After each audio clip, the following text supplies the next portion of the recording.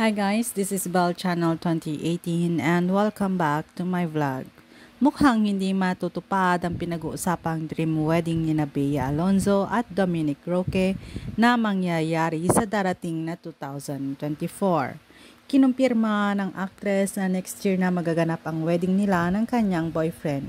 Pero wala pa raw silang napagdedesisyonan tungkol sa date at venue.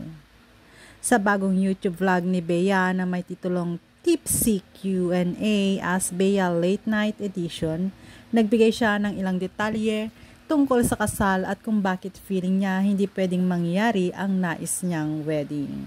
Wala pa kaming date but hopefully it's gonna be next year kasi ayaw din naman namin ng very long engagement. Because we don't see the point of it because we're sure about each other. Ang mahalagang pahayag ni Bea. And syempre, hindi na rin kami mga bata at gusto na rin namin mag-start ng pamilya namin. So hopefully next year, sana ma-align ng mga stars at matuloy next year. Dagdag pa ng award-winning Kapuso star. Kung siya lang ang masusunod, intimate wedding lang ang gusto niya. Pero na-realize raw nila ni Dom na napakarami nilang mga kaibigan sa loob at labas ng showbiz na plano nilang imbitahin kaya malabong matupad ang kanilang dream wedding.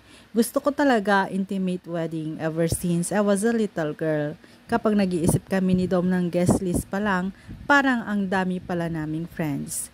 Kasi si Dom, extrovert siya, ang dami niya talagang friends, ang dami niyang group of friends. And ako, I have a small circle of friends, but outside of that circle, ang dami ko ring mga acquaintances, ang dami kong mga nakatrabaho. I've been in this business for 22 years. Ang hirap niya talagang i-dilute into a very small number. One thing I'm sure about is that it's going to be amazing cause I'm gonna be marrying the love of my life. Ang masayang paliwanag ni Bea. Natanong din ng dalaga tungkol sa mga komento ng netizens na mukhang mas in love siya sa mga nakarelasyon niya. Ang say ni Bea, give na give raw talaga siya kapag nagmahal. Last July 18, nag-propose si Dominic kay Bea habang nasa pictorial ang actress. Parehong naiyak ang celebrity couple sa kanilang engagement. Thanks guys for watching and God bless everyone.